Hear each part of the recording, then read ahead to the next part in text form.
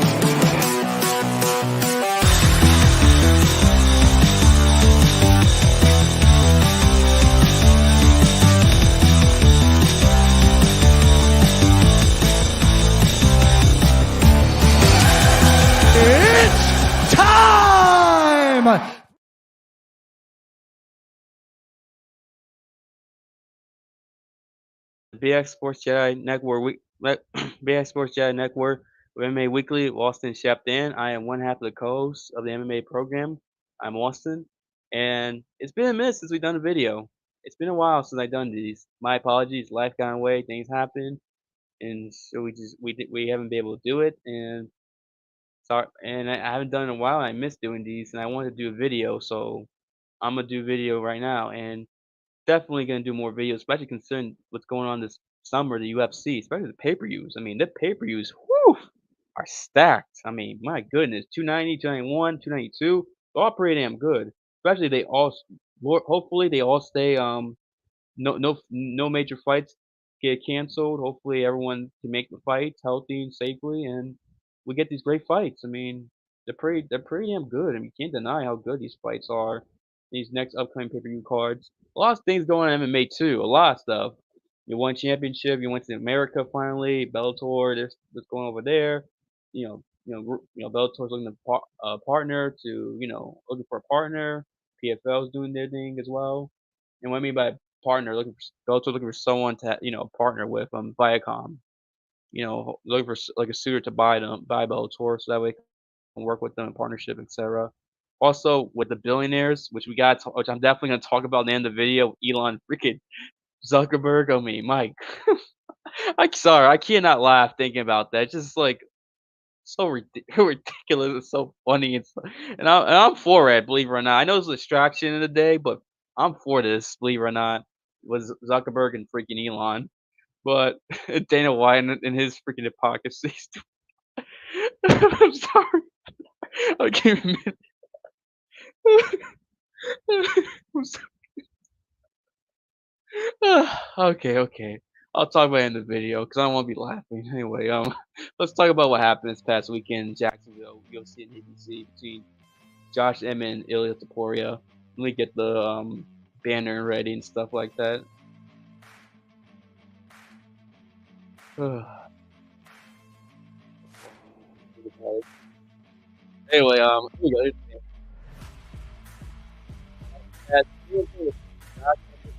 Topuria, important fight in the featherweight divisions as Ilya Topuria tries to climb the rankings and get closer to that title fight and stay undefeated. That's the one thing that we forget sometimes is Topuria is undefeated and hasn't lost in his career. And ladies and gentlemen, he stayed undefeated. He dominated Josh Emmett. He won this fight clearly, decisively. A judge gave him a 10-7 in round 4, which is something you rarely see in MMA, a 10-7. That is like super rare in this sport. I mean, that's crazy to think about. I mean, round 4 was his best round. All the judges gave at least 10-8, but Chris Lee decides to give him a 10-7, as you see on the screen. That's just absurd. Crazy to think about. Me a 10-7. Topuria just, this was the biggest fight of his career, his first main event, and he freaking dominated. He freaking had his best performance. And that's the thing I've noticed with Topuria, his last couple fights. Because, hang on, let me just sneeze real quick, and then sorry about that, I had a sneeze, but yeah, that's the one thing I've noticed with Topuria is that his last fight was against Bryce Mitchell. It was on pay-per-view, opening fight pay-per-view against a ranked opponent. Beat Bryce Mitchell. I mean, he finished him. Looked great in that fight. It's a very great performance. And then here in a bigger fight, in a main event of a main card, goes out there and freaking has his best performance of his career so far. I mean, he didn't finish. Yeah, he didn't finish Emmett, but Emmett's tough. I mean, this guy's got heart. This guy's got a chin. I mean, this dude, he took a beating. I mean, look at this picture right here. I know this picture probably doesn't do the best justice, but in terms of how the beating he took. But look, I mean, look at this right here. If you see, look at his face, all bruised, all beat up. I mean, man, yeah, it's rough night at the office, as they say. Jeez, I mean, he got beat up. I mean, Topuria just kept picking apart, just damaging him, beating him up badly. And the thing was, Emmett, he kept throwing a lot of power shots. I mean, Emmett relied a little bit too much on his power at times. I mean, yeah, he's got power. You look what he did with Carl Lammers and Michael Johnson, to where you knock those dudes out like that. I mean, Emmett can knock a dude out like that any moment. But he sometimes relied too much on that power. Topuria just kept picking apart with combinations and etc. And the one thing about Topuria is that Topuria, most of the fight, had good defense, kept it good guard and dodged a lot of Emmett shots. But there were a few times where Emmett did land some shots on Topuria, and he kind of stunned Topuria just a little bit, but Topuria just walked it off, and basically did the smart thing, which is basically go out and get away from Emmett. Don't let Emmett hit you too many shots, because he obviously knows that Emmett can knock out anyone any given night. So can Topuria. Topuria's got a lot of finishes too. He can knock out anyone any given night either. As you hear my dog in the background. But anyway, yeah, I mean, both of these guys have finishing ability, and Topuria, like, always had great defense. Was able to block, cover his face, and was able to get out a lot of Emmett's shots, even the ones, and when Emmett did land, Topuria was smartly got out of the way, made sure Emmett didn't land too many of them shots, and Topuria really just put on him. And I mean, there was one round, I think it might have been round 4, it looked like Emmett was done, where Topuria did do some ground and pound too in that fight, in that round rather.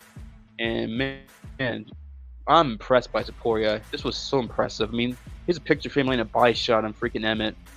As once this image loads, you'll see it right. It's not appearing on my screen. Hopefully, it's appearing on your screen. As I see it, yep, there you go. Look at that body shot, left to the body on Josh Emmett right there. I mean, this was just, man, what a tip your hat. If I had a hat, I'd tip it to freaking Topuria.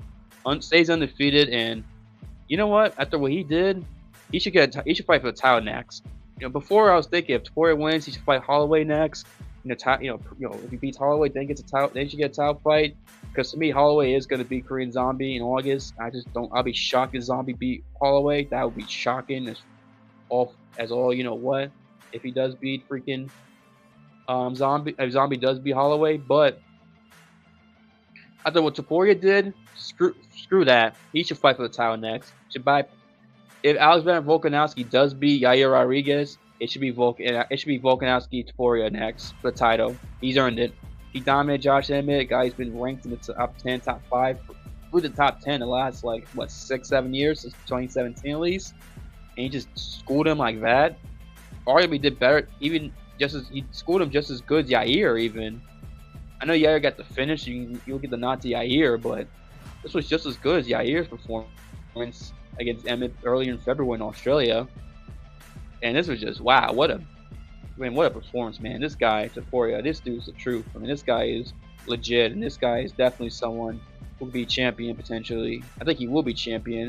I'll be shocked if Topuria doesn't become a champion in this division or any division. I'll be stunned. And the featherweight division definitely needs someone like Topuria, because let's be honest, if Yair loses to Volkanovski, it's not a lot of guys that you get excited about for Volkanovski to fight. He already beat Holloway 3 times. I think Holloway won the second fight really twice, but still he dominated. In the third fight, he destroyed Holloway. I mean, if you see the fight, you know what beating he gave to Holloway. Also, yeah, Aaron Allen's ranked, but he just lost to Holloway.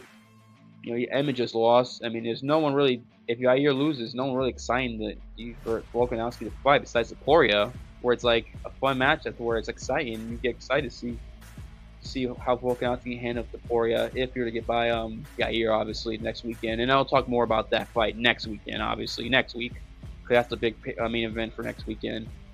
But yeah, Topuria, give him the title fight. If I'm Topuria, I'm not going back to Spain. I'm staying in America. I'm going to be in Vegas next weekend for that fight. If I'm him, I'm definitely staying to watch that fight live. Yeah, he should. It'd be a smart decision. And Topuria, by the way, has a chance to be a star, a global star, a potential superstar maybe, because the guy speaks good English. He speaks Spanish. He lives in Spain. He's from Georgia originally, the country, in the Caucasus Mountains near Russia and Dagestan. And so he's got that connection to that region over there. Also, he's got connection to that Caucasus Mountain region, Russian old Soviet like region, Russian sphere of influence. Also lives in Spain, in the Spanish market, can speak good Spanish, so he can definitely appeal to the Spanish market, not just Spain, but also Latin America even. I know it's Spain and Latin America are differences, but they speak similar language, similar aspects of the culture, etc. Obviously, Latin America is descended from the Spanish Empire, obviously. But still, and also speaks good English, and also Sergio Ramos. For those of you who don't know, he's like a big time soccer player over in Spain, and he was there in Jacksonville to support Ilia Topuria. He was giving him a shout out too on Instagram, etc. And I saw like on my social media, like UFC posted him giving supporting Ilia Topuria, and he gave him a shout out. And I'm not a big soccer guy, but I'm somewhat familiar with him. And obviously I know I learned he's a big. I was somewhat familiar with him. That's what I'm trying to say as I got lost in my thoughts for what I was trying to say there. He is a big star in soccer and over there, and that's something I was familiar with the name, vaguely familiar with the name, but once I really learned more about him, I realized he's really a big deal over there. Plus, that's what I heard from other people who in Europe as well, that he's a big deal. So someone like Sergio Ramos is a big star in soccer, supporting someone like Topuria, especially in Spain, where I think both guys play in. I'm not sure if Ramos is Spanish or not. I didn't do the research there, but that definitely gives popularity to increase Topuria's popularity, especially in Spain. And if he keeps winning, keeps having great performances, he needs to get support, get the back end. People like Sergio Ramos, Topuria could be a potential superstar, like legit, when you really think about it. So something to keep your eyes out on. Anyway, look, I'll transition from that fight, to the co-main event, which is between Macy Barber and Mina Hibas, as Macy Barber wins via second round TKO. Fun fight, entertaining fight. Both women brought it. Both women hurt each other. Macy Barber did damage Hibas' nose in the first round, where her nose was leaking for most of the fight. I think Anik said it was a left that caught her. I thought it looked like some people thought it was an elbow, but it was a left. I believe it's what John Anik said. And I think they showed the replay too in the beginning of the second round. And Hibas was doing well in this fight. Hibas early on in the first round was actually landing some good shots on Barber. Barber was also landing her shots her own, but Hibas did well too. And Hibas, went for a takedown in the first. Oh no, I think. I'm trying to remember. There was a sequence where Hibas was grabbing onto Barber's leg, and Barber just kept ground and pounding her, just hitting her, and Hibas just kept holding on to that leg. And I don't know if she was going for a leg lock or something. I don't know what she was trying to do. And I don't know why she kept holding on. She just let go and try to get up, because Barber was laying some good ground and pounding in that first round to the point where Keith Pearson could have stopped. It looked like, while I was watching, I thought, Keith Pearson might stop her. Hibas, be careful, or else you're going to get beat up badly to where the ref has to stop it. But it didn't happen. Also, Barber did decent in the grappling exchanges, because Hibas is the better grappler, initiates the grappling exchanges, but Barber was able to survive and get out of the exchanges too. And Barber is a little bit bigger, because Hibas is not exactly a bigger. She's for flyweight at least. This was in flyweight division, not strawweight, as Barber's a flyweight, and Hibas goes up and down through flyweight and strawweight. And Barber's a lot more. She's a more natural flyweight than Hibas. Hibas is more of a natural strawweight, especially the height. Hebos was listed as 5'3", Barber is 5'5", and Barber is someone who's used to the flyweight class, while Hebos, like, usually fights in mostly strawweight, but sometimes will fight flyweight. Yeah, and I think her being a bigger woman that definitely helped in the situation in terms of the gravity exchanges, in my opinion, but also technique too. Also, Barbara's been working on her technique. She has improved since when she debuted in the UFC. You can tell Macy Barber is getting better, which is a good thing for her. She's only 25 too, which is something you forget. She's still young. I mean, she got in UFC super young. She wanted to be youngest champion. Obviously, didn't happen, but she's 25 still, improving, getting better. I mean, Macy Barber. I mean, she could. Who knows? She might be. She could be a legit title contender potentially. She could be. Wouldn't be surprised. Also, let me talk about the second round real quick. I mean, Hebos did well. I mean, she busted up. I think Macy's nose or her mouth. Like, Macy was bleeding from her mouth. I was like, oh wow, both these women are bleeding. And Hebos landed several good shots at Macy Barber. I mean, both of the women were landing good solid shots in the stand up. But Hebos got caught with a high kick from Barber, and I believe a left or a right. And then when I remember, Barber landed another kick that went on Hebos, and Hebos got hit with, I think, a right that wobbled her or dropped her, and then no, I think it wobbled her, and then she went for a takedown, and Barber was able to just ground and pound her till the fight was over, or she dropped, or I believe she did drop Hebos with the right. I'm forgetting what happened. My apologies there.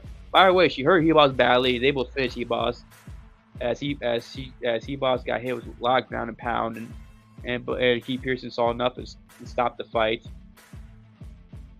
I mean, even though when he stopped it, he looked like Hebos did grab a hold of her body, but I think that was more so the referee stopping the fight, and Barber stopped throwing punches once the referee got involved, more so than Hebos was still in the fight, because Hebos did take a decent amount of shots in the finishing sequences. By the way, great performance for Macy Barber, her best performance of her career, just in my opinion, arguably, considering some of her wins were very lackluster going into before this fight. And I did mention how she was improving and stuff like that. She was. I mean, she has been improving, but also there were times in her career where she was winning these lackluster fights too. It was like, where it seemed like she didn't understand the distance game. She was like striking from too far away. But this performance has shown that she is getting better, and she's improving too against someone, Amanda Hebos, which is like the best opponent she's probably fought and beaten at this point too. So she's going to get better. She's 25, improving, and good job, Macy Barber. We'll see what's next for her. Good performance for her. Fun fight. As we go from there, I'm talk briefly about the dirt fight because not a lot happened. Austin Lane and Justin Tafa. Unfortunately, Austin Lane poked Tafa in the eye, and Tafa couldn't see, and the fight had to be called off. Sucks because Austin Lane, I believe, is from Jacksonville. I know he's an NFL player. I don't know if he played in Jacksonville for the Jaguars or is from Jacksonville originally. I'm not too sure, but it was his UFC debut, and the crowd was really pro Austin Lane, right? Which makes sense considering he's playing out of Jacksonville. He's got connections to the city, and the UFC, and unfortunately for his UFC debut, did not go as planned, and no contest. Such a shame, and hopefully they do run that back, and both guys can see who's a better fighter to potentially. And it was just terrible fight. I mean, terrible way for the fight to end. Excuse me. I wouldn't say it was a terrible fight, but it's an awful way for a fight to end basically. No contest, eye poke. No one wants to see that. UFC really needs to adopt the Pride gloves. I mean, I don't know why UFC doesn't do it. They own Pride. If you watch Pride back in the day in the 2000s, which was the rival company for the UFC, at one point it was the biggest MMA promotion. It was better than UFC at one point for most of its existence. But that's another story for another day. But Pride had gloves where it was curved, where your hands were curved like this, so that way it basically made super hard eye poke. Like you really ever saw eye pokes in Pride. I'm not gonna say never because it might have happened, but it was rare because the way the gloves are, your fists were like this. Instead of UFC gloves, where your fists are like this, if you just wear your gloves and like this, it's easier to eye poke someone, as I'm demonstrating through video for those who listen to audio. And sorry, and I don't know why UFC doesn't adopt the Pride gloves. They own Pride. They can just do it. Just make it black like the UFC gloves, where the fists are like this, to where you can still grapple, still throw punches, etc. It just eliminates the eye pokes. It makes it less often. I don't know why they don't do that, but it's another story for another day. Also, sure, women invented gloves that kind of eliminate too. I don't know why they don't use sure women's gloves. I don't know, man. I don't give the UFC sometimes. Like, why don't they just do that? It would make more sense, in my opinion, because no one wants to fight eye pokes. That eye pokes suck. Everyone hates eye pokes, man. Especially when fights end like that, it's just terrible. Either way, we'll move on. We'll go on to the next fight in the card, which is between David Onama and Gabriel Santos. Onama gets the second round KO. I mean, this was a great fight. A great knockout for Onama, because Onama was losing the fight. Gabriel Santos was doing very well in the striking department, and was going for several submissions too. He almost got an armbar, but Onama got out in the first round. Had a body triangle, I believe, in the second round. No, it could be first round. He had a body triangle, and Onama was able to escape. Onama did escape from some submissions, and credit to him. But he was getting beat up though. Stand up was getting picked apart. I mean, there was one point where Onama got hit with a body kick that Onama was lucky his head didn't dip lower, because if it did, instead of the body kick, it would have been a head kick, and they probably could have knocked him out. And Onama did land a couple of shots at Santos at times, but Santos was just the better fighter, the more active fighter, and also, I should say, he was, for most of the fight, he looked like the better fighter and was just hurting. Was just doing a good job against Onama. But Onama caught him with the uppercut. I believe it was an uppercut that knocked him out, if I'm mistaken. He landed an uppercut and something else, I believe, that basically knocked him out. I mean, this was I wish I remember what the sequence was. I hate the fact I forget. But it is. But you can watch the knockout for yourself to see what it was. I mean, but I'm pretty sure it was an uppercut. Great knockout for Onama. Good performance. Good comeback fight, because he was losing that fight clearly going, before the knockouts. And yeah, good performance. Hopefully Onama can, use this to, motivate. This could be a stepping stone. I mean, not stepping stone. This could be something that can use to. Wait, no, I think that's the correct term. This could be like a stepping stone for his career as he, advances. Hopefully, gets better. It looked like he was getting tired too. Definitely needs to work on. I mean, I don't know if maybe it was just the grappling exchanges or what, but obviously, I'm pretty sure Onama's gonna work on his cardio, maybe work on his, finishing defense, etc. I mean, Onama was a guy who going into this fight was 10-2, if I'm mistaken. So, Onama's a good fighter. I mean, got power. So you gotta watch out for that if you're just gonna fight David Onama in the future. Good performance by him. Gabriel Santos, I think, will bounce back. He had a good record too going into this fight, and he was doing well. I mean, Gabriel Santos is a good fighter, and he's only 26 or 25? Yeah, 26 or something like that. Young, so still improve, and yeah, good fight for both guys. Hang on, give me one moment there. Let me just take care of this.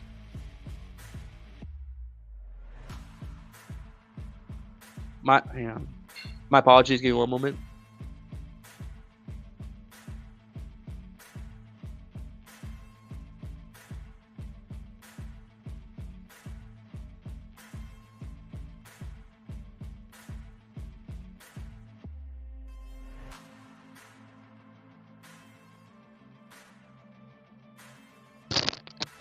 Sorry about that.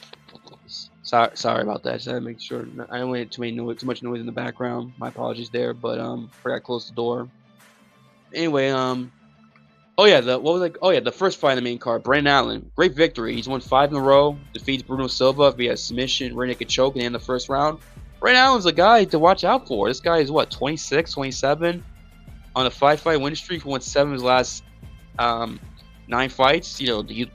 He lost to Sean Strickland, then won 2 in a row, lost to Chris Curtis, then he's won 5 in a row. I mean, he beat Andre Menez, which shocked me, because I thought Menez was going to beat him, because I thought Menez was a guy to watch out for in that division. Which he still can be a player in this division, a guy who can do great things, but I didn't think Brandon Allen was going to beat Menez. That shocked me big time, but he did beat him, so great performance, and he had a good fight against Silva. Bruno Silva did land a couple of shots on him. But Brandon Allen survived. Didn't get. I mean, he didn't. Brandon Allen didn't take too many shots from Bruno Silva, thankfully for his sake. But Brandon Allen was able to hurt Silva. I mean, he hit him with a right that landed on his ear, I believe, around his ear area. Then landed a right hook that dropped him, and then Brandon Allen transitioned to like the submission game and was able to get ready to choke and tap him out. And Brandon Allen's a very good submission guy too. I believe he's got like a lot of submission victories. I'm not mistaken. I want to say 14 or 15 submission victories. Let me look it up real quick. Should be real quick on my phone. I mean, I know, but I know he's known for a submission guy, Brandon Allen. Even though, I mean, that's why I was surprised to beat Menez, because I submitted him too, because I thought Menez was a better submission guy than him. But Allen's pretty good in submissions too. He's better than I thought. Oh yeah, 13 submissions he has, according to Sure Dog. So yeah, his last 3 victories are submissions. So don't get him the ground, Brandon Allen. He will submit you. You gotta be careful, especially if he rocks you too. And he showed he's got decent striking too. I mean, Brandon Allen's a guy who I think is definitely someone who's going to be a factor in his middleweight division going forward. Against a good tough guy, Bruno Silva, who's got a lot of knockouts in his career. You know, took some shots from Silva, but when survived, thankfully didn't take too many for his sake, like I said, and was able to win. He called out Jared Cannonier for a title eliminator, even though he's on a win streak, and I think not a lot of guys in the middleweight division are on win streaks, besides maybe Duplessis and Whitaker. Obviously, they're going to fight next weekend, and winner will fight Israel Adesanya. But he can't. I mean, I don't blame him for making that call out, honestly, but it's not going to happen. I mean, they're too far apart in the rankings. I don't see UFC doing it. I don't see Cannonier accepting that at all. But I can't blame for that call out. I do think he should fight someone like Jack Hermanson next, or someone else in the top 10. I think he definitely deserves a ranked opponent after what he did. Personally, he deserves it. Who? I have no idea. I mean, I could say Hermanson, maybe. Hermanson, that's a suggestion, but I don't know if he's going to take that. Plus, Hermanson might have a fight coming up soon, so I have no idea. I mean, why not? I mean, who knows what's next for Brandon Allen, but definitely deserves someone ranked. Good fight, good performance. And yeah, I didn't watch the prelims. I mean, I saw the Neil Magny. Actually, I did see the Neil Magny fight. Good performance by Neil Magny, but I didn't exactly pay attention too much to where I could break it down like I should have. I'll be honest with you. But Neil Magny won the fight, and another victory for him. It was a good performance based on what I saw against Philip Rowe, who was a somewhat local guy. He trains out here in Orlando, but the fight was in Jacksonville. But still, Jacksonville was only like 2-hour drive from Orlando, so it's not that far. A lot of people from Orlando can get to Jacksonville. It's not that far as you think. I've been in Jacksonville. I was surprised how quick it was. How not quick, but how it wasn't as it take as long as I thought it was going to be when I went to Jacksonville from Orlando. But anyway, besides the point. Good victory for Neil Magny, and yeah, that's the UFC on ABC review. Emmett versus Topuria. Great victory for Topuria. Title fight next. Potential star in the making. Macy Barber, great best performance of her career. Hopefully, this might be the beginning of something for Macy Barber. Potentially, maybe she goes on a win streak and establishes herself as a title contender by the end of next year, potentially. And hopefully they redo the Tafa and Austin Lane fight. Also, good victory for Onama, great comeback, and also Brandon Allen, someone to watch out for his middleweight division. As they transition from there to the next weekend, which is going to take place in Apex, the UFC Fight Night, Sean Strickland versus Abu Magomedov, which is get the banner ready, etc. I believe it's at 7 p.m. Yeah, the main card starts at 7. The prelims start at 4 o'clock. As Sean Strickland takes on Abu Magomedov in Magomedov's first main event. This is his second fight in the UFC. He's already main event in a fight night. And he's fighting someone ranked too. Sean Strickland, who's a he's top 10 middleweight. Kind of crazy to think about. And before I talk about that fight, I do want to talk about the prelims real quick, because there's some things about the prelims that kind of like surprised me. Like, first of all, Kevin Lee's in the prelims. I was surprised Kevin Lee, of all people, in the prelims. You know, I'm not the biggest Kevin Lee guy. This is a guy who was ranked in the UFC at one point. This is a guy who's well known among MMA fans. I think most MMA fans, not all of them, know who Kevin Lee is. This is a guy who, like I say, was ranked, fought for the interim title against Tony Ferguson in 2017. And yeah, he's in the prelims. And it's kind of weird, especially in the fight night too. Like, I would think he'd be a main card. Kind of surprising there. I know his opponent's not well known, but he's well known. You would think just for that alone he'd be in the main card. Also, Alexander Romanov, who's ranked too, if I'm not mistaken, is fighting Blogny Ivanov in the opening fight of the prelims. Weird. Romanov is ranked, and yet Ivanov is a guy who has been ranked before, who's not far away from the rankings. I mean, if he beats Romanov, he could be ranked potentially. He's not that far off. And yet they're in the prelims, the opening fight of the prelims. That's just fight night. That's just so weird. I don't get that, the UFC, these decisions.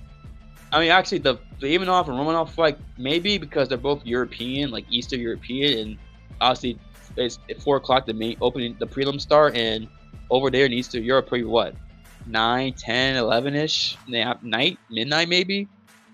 I'm not sure what's the time difference between Moldova and Bulgaria into the United States. I know Bulgaria, Ivanov's from Bulgaria, and Romanov's from Moldova, so I'm not sure like what is the time difference between the United States and those two nations. Now I think about it, it does make sense. The more I think about that fight, in terms of why it's in the early prelims. By the way, it's just surprising. Anyway, let's talk about the main card. Sean Strickland versus Abdul Magomedov. I'm a Sean Strickland fan. I love Sean Strickland.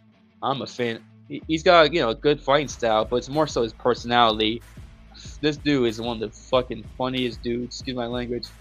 Funniest dudes in the UFC. This guy is like such a character. He's just so real. No one's like Sean Strickland. He is who he is. Strickland is a freaking nut job, and I love the dude. I want to interview Sean Strickland. I would love to meet Sean Strickland. I would get along with Sean Strickland. So many people love Strickland. It's just out there. He just doesn't care. He doesn't give a fuck. Let's just be honest about what he just says. What he says, and he's freaking entertaining for the most parts. His personality and his fights are decent. Sometimes they're good. They're not. He's not exactly Dustin Poirier or freaking Justin Gaethje in terms of excitement, in terms of fights, but he's not exactly a lame prey guy either. If you catch my drift. And he's a good fighter. He's a guy who's managed to stay in the top 10 in the middleweight division. To my opinion, beat Jared Cannonier in that fight. I think the judges got it wrong, but it is what it is. And he's come off an impressive victory over Nazardine Imanov on a 1 week's notice. Then you got Abdul Magomedov, who's come off a first-round knockout over what's this dude's name? Dustin Stofus, I think that's how you say his name. And back in September, and yeah. It's weird. That was his first fight in the UFC. Now he's main eventing, and I guess the UFC really believes in him. They really want. He's from Dagestan, so that does help. UFC's obviously really loves the Dagestanis. From Habib to Islam to all the other guys. That Dagestan, Caucasus Mountain region. Russia. Chechnya, etc. And obviously those fighters are very popular in the Middle East too. So now obviously UFC is very invested in the Middle East because Abu Dhabi, etc. So it may not be part of it as well. But he's getting a big opportunity, and this is if he can beat Sean Strickland, this will put him in the top 10 for sure in the middleweight division. He might be able to fast track his way, probably get a title in there next if he does beat Sean Strickland. Now, if he does beat Sean Strickland, I think he has to do it early. He's got to beat him in the first round because you look at Abdul's victories. A lot of his knockouts, if not all of them, are first-round knockouts. His last fights in first-round knockouts, and in the UFC, in his other victories in terms of knockouts, first round. Yeah, first round. Yeah, first round. Yeah, it seems like all of them are first-round knockouts. All his Oh no, he had a TKO. He does have a TKO in the second round. Early in his career, he has had them, but a lot of his knockout victories are first-round knockouts. He's got a decent amount of submissions too on his resume. He's got about 6, I believe. Let me check right now. Yet 6. So I'm checking SureDog right now for that information. But yeah. But yeah, I think it personally be. Can Magomedov win in the later rounds? Yeah, potentially he can, but I just think if David Strickland, who's done main events, he's been in several main events. His last 2 fights were main events that went 5 rounds. He's done 5 rounds against Jack Hermanson. And I think if Magomedov can't get him out in the first round, I think he's running in world trouble because I don't know how his cardio is going to hold up in 5-round fights. Because that's not something he's used to in his career. I don't think he's ever done one. Maybe he has. I don't know. I could be wrong. You can correct. I mean, I didn't see any on his Sherdog record. Maybe he has been. I just don't know. I'm trying to see if he has a 5-round. I don't know why my computer's acting up. I can't. For some reason I can't. My computer's acting up here. I'm trying to see. No, that's a 3-round fight. It's not a 5-round PFL. Yeah, I think he's done like at least 2 3-round fights where he's gone full distance, but no 5 rounds. So this is new territory for him. And I don't know how his cardio is going to hold up, considering he's not used to this. Where Strickland has proven that he can go 5 rounds multiple times, at least 3 times. And if Magomedov can't get him out of the first round, I don't like his chances. I really don't. I think Strickland's going to win because Strickland is not going to fight as stupidly as he did against Alex Pereira last year, where he decided to just leave his chin open, had that weird pose, and just allowed Pereira just to freaking knock him out too easily. And it's like, I think Strickland knows, I can't do that against someone like this guy who's got knockout power. Obviously, he's not Alex Pereira in terms of Alex Pereira is one of the best strikers in all of the UFC, and has great power compared to most fighters. But it doesn't mean Magomedov doesn't have knockout ability. He does have knockout ability. Clearly does, and in Strickland, I think he knows I can't just leave my chin open and let this guy catch me. I think Strickland knows gotta look first round, stay safe, keep try to avoid getting hit, obviously, and keep a high guard. And if I get out of the first round, I probably can beat this dude up, and I think he can. I think he will. Personally, that's just my opinion. I could be wrong, but that's what I'm gonna go with. I think Strickland will win and prove why he's top 10. And also another thing, him being Imanov on Strickland in like a week's notice is, think about it. Imanov, the guy who proved he was a top 15 middleweight, and he took that fight on a week's notice and went 5 rounds and just schooled Imanov shockingly. He just beat him up. So just had a great performance against Imanov. Did better than I expected, and we all expected coming on a week's notice. And just, I mean, the fact he did against someone who's legit top 15 middleweight on a week's notice, and here he's got a whole camp to prepare for someone like him. I do think it's. I expect him to have a similar performance against Magomedov, personally, because of that. Also, I'm sure did train Alex Pereira for his camp. He went to Connecticut training for him, which kind of makes sense considering Pereira is also a guy who's got power, can knock dudes out. Maybe he's doing that so he can work on his striking defense, etc. I mean, it does make sense. I mean, that does make sense, and especially going against someone who's got knockout ability like Magomedov does. So yeah, putting Sean Strickland. Also on this card, I do want to highlight Grant Dawson and Damir is him. I mean, I want to butcher. I always butcher this dude's name. I just want to make sure I don't butcher this dude's name.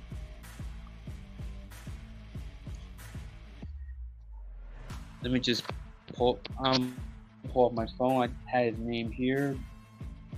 Oh, come on, phone. My apologies here. I don't know why technology screwed me over. That's Damir Ismagulov. There we go. That's how you say his name. Against Grant Dawson. Damir come in this fight 24-2. Grant Dawson 19-1. Dawson, I believe, is ranked. From I remember, I was checking the rankings not recently, and I saw Dawson's name in the rankings. I just forget where in the rankings he's in the lightweight division. I know I believe, yeah, top 15. He's definitely top 15, not top 10. Top 15 for sure. And for Grant Dawson's, he's come up with victory over Marco Madsen, I believe it was his last fight. Let me see. I think it was Marco Madsen. Yeah, that's right. November, he submitted him, who's an Olympic wrestler, Mark Madsen. I mean, that was a good. I know some say it's Greco-Roman, some say Greco-Roman hasn't exactly done well recently in MMA, but still, it's Olympic wrestler, still impressive. And Marco Madsen was undefeated too. Oh, and that's an impressive victory. You think about it, he'd be a guy who was undefeated, took his win streak away. And I believe it was 12-2, if I'm mistaken.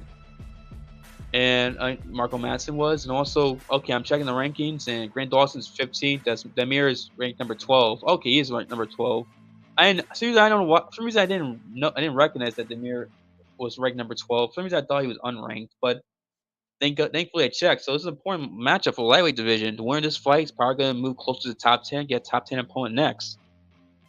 As like I said, Grant Dawson's record is a 19-1. I mean, 19-1-1. He has a draw. 3 fights earlier, he draw against Ricky Glenn, which kind of surprising. It's kind of surprising to think about. He had a draw against Ricky Glenn, and then he beats freaking Marco Madsen, submits him. As Ricky Glenn hasn't exactly done well recently in his fights. As I'm trying to see his record, because I knew that Ricky Glenn hasn't been on the best streak. I was trying to see if I was correct, and yeah, he's lost 2 of his last 4 fights. He has 2 losses, 1 win, and 1 draw. So not the best look, but who knows? Maybe that was just an anomaly, and the Marco Madsen fight showed how good he is, Grant Dawson. But like I said, Damir Ismailov, 24-2. I mean, guys are one of those dudes from Russia or like the Soviet, like former Soviet republics, who's like,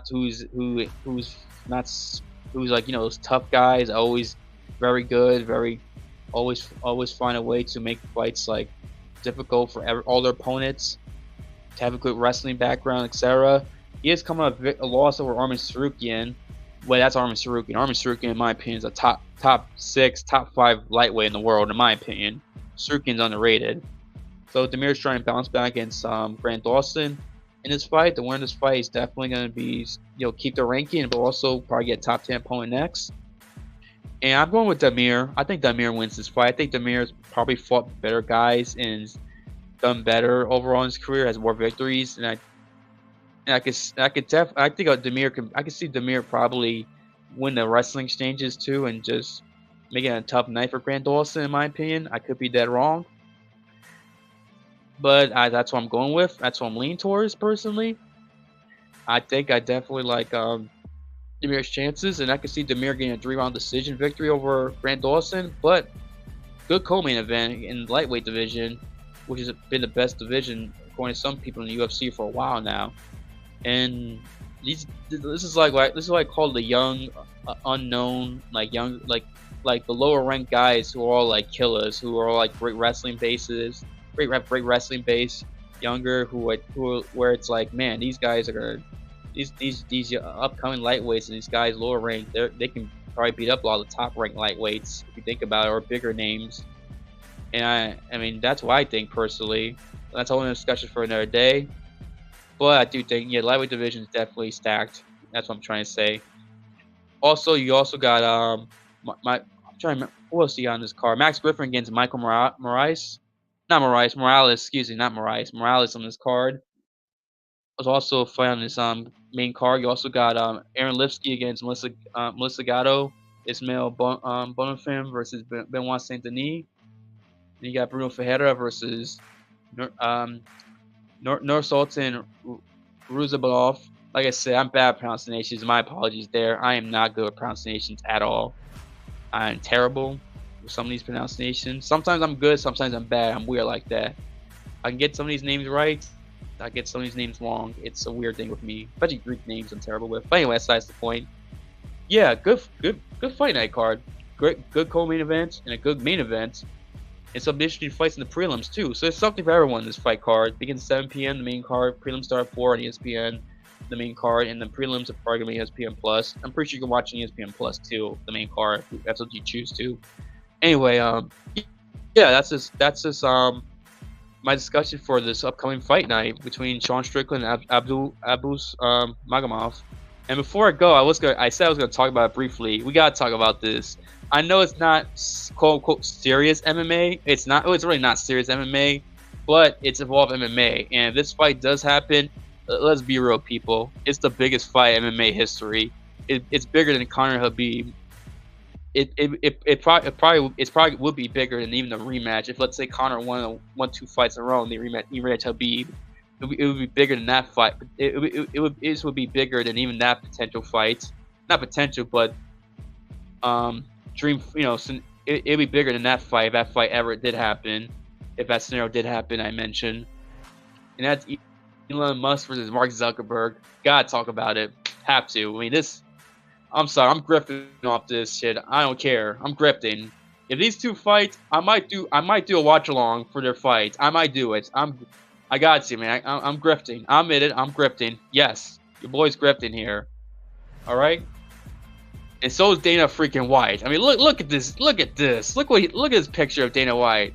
The UFC is selling Elon Musk versus Mark Zuckerberg T-shirts. I mean, let me see the image appear. Cause look at this. See, look at this. Freaking, I saw it yesterday at UFC's freaking Instagram page. Dana White wearing the shirt and like showing off. Like, it made me laugh so. It made me laugh so hard. This is just so ridiculous. I love it though. Two billionaires decided to fight an octagon. They both decided. I forgot. I think Elon challenged Zuck. Zuck accepted. They said Vegas. I think Elon said Vegas or whoever. They agreed to it. I forget how it goes. I know Elon. I believe Elon did challenge Zuckerberg. And Dana White's like super serious too. He wants to make the freaking fight. He really. This is a guy who says, "I don't do weird. I do serious fights. I don't do freak show fights." You know, or I forgot what he said. Organic fights, whatever. In terms of we talk about the YouTube boxing scene, whatever. And yeah, he wants to do this fight. Like, oh, Dana, please. And I don't blame him too. I don't blame him. Listen, this will be the biggest fight in MMA history. This is Elon Musk, Mark Zuckerberg, two people who everybody knows. Most people around the world know these two are. Know these two are two billionaires fighting each other. I know you're probably wondering, like, damn, will the commissions allow it? Part of me says yes because they're billionaires. They can just pay off the commissions. I mean, come on now. They can easily say, hey, guys, here's a little cash. You know, let's fight. You know, let's do our thing. You know, come on now. You make money, get us together. You know what I mean? I can see them doing that stuff. The commission. I mean, if you're Nevada, you say no. That'd be foolish, in my opinion. Any commission says no, be foolish. I mean, could the commissions be that stingy? Like, nah, potentially. It'll be dumb. Because if that's the case, I mean, they might as well just go internationally, fight somewhere internationally that allows it. Zuckerberg and Elon Musk is a Japanese freak show fight. You know, in Japanese MMA, how they have the serious fights, but they also have the freak show fights they love. I mean, it's really up that alley, considering they're both. I mean, Elon's actually 51, Zuckerberg is 39. You know, I thought Zuckerberg was a little bit older. I thought Elon was still in his 40s, but still. And to be honest with you, like, I'm actually kind of glad at doing this because I do like the fact that I kind of like the idea of two billionaires having beef and selling in the octagon.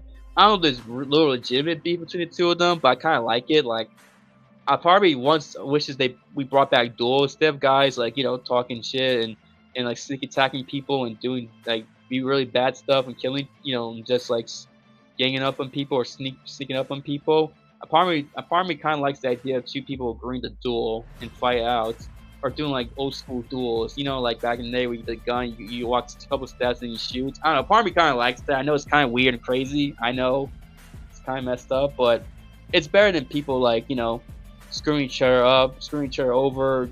You know, do other means and etc. and being cowardly about it. I don't know. I just find it kind of cool. I kind of like this. And if these two were to fight, I'm going Zuckerberg because Zuckerberg does train jiu-jitsu, has done jiu-jitsu tournaments. Although I think I saw a picture of him actually doing MMA workouts in the with somebody. I forget who, but he was training MMA. So it's like, okay, Elon's training. But I think Zuckerberg doing jiu-jitsu a lot longer gives him an advantage. You know, not that Zuckerberg's high level, but still, he's competing in jiu-jitsu tournaments. He's doing it. He's actually getting himself involved. And someone that's trained versus someone who doesn't have trained, who has been trained a lot longer versus someone else, should always be the favorite. Should usually always beat that person who hasn't trained at all, who's done less training. And plus, he's younger too. You know, Zuckerberg is smaller than Elon Musk, but still, I mean, I know I'm spending a lot of time talking about this fight, but that who knows may not happen. But I have to. I'm sorry. I got to do it. I don't care. I'm doing it. Like I said, this does happen. It's the biggest freaking fight in MMA history by far. I know it's just a distraction from other things, but in all grand scheme of things, but still, I'm talking about. Don't care. I'm talking about. It needs to be discussed. I mean, this is just crazy. This fight. The fact that it's happening, I mean, if you had told me in the beginning of 2023 that these two were going to fight MMA cage and were serious, Dana White was trying to promote this stuff, I wouldn't have believed you. I would have thought you were crazy. I thought you took some drugs like Jack Dorsey does on Twitter. I mean, It's crazy. I mean, or the former CEO of Twitter, he doesn't own it anymore. Obviously, Elon does, but still, I mean, man, it's this insanity was going on with this shit. It's just insane. Also, what's his George Topuria even offered to train Elon Musk, I believe. I think Elon accepted. I could be wrong. I could have sworn I saw something about that. I mean, I could be wrong, but I could have sworn I saw that. If that's the case, then wow. I mean, everyone in MMA really excited about this. I mean, so many people in MMA are excited about this. Want to see it happen too. I mean, so many fighters I see commenting about this want this to happen. Room for Elon. I mean, personally, I would hope Elon beat the shit out of Mark Zuckerberg, but I gotta be realistic. It's probably not gonna happen. But if it does happen, I'm definitely gonna talk about it, cover it. I don't care even if I got make a solo video. I don't care. I'm doing it because I'm griffing off that stuff. I don't care. But hey, thank you guys for watching and supporting this program. We appreciate the love and support. Thank you guys for watching this on YouTube, YouTube, Rumble, listening to us on Spotify, and all the audio podcasting platforms, Google Podcasts, Apple Podcasts, Reason FM, etc. Like I said, I'm glad to make a video again. Sorry for not making a video for a while. And Chef Dan will definitely be back soon. He's been busy, obviously, doing a lot of things, with work and life and etc. And Chef Dan will definitely be back soon. And can't wait for next weekend. Next weekend is going to be a fantastic weekend for fights. The UFC 290 pay-per-view, and this should be a good weekend too. I'll be back next week breaking down what happens, what actually happened. Can't talk today. I will be back next week, break down what happened this upcoming weekend, and preview UFC 290 International Fight Week. And I'm Austin. Thank you guys for watching, listening. Don't forget to leave a thumbs up and comment your thoughts on the Zuckerberg Elon situation. Also, what are your thoughts on Topuria? Do you think he has a chance to be a future superstar or star or not? And also, what are your thoughts on Macy Barber? Do you think this is the beginning of a title run, a push for not a title run, but a beginning of a run to the title, rather? If that makes sense, let me know. I look forward to reading your comments, and thank you guys for watching. I'll see you next time. Peace.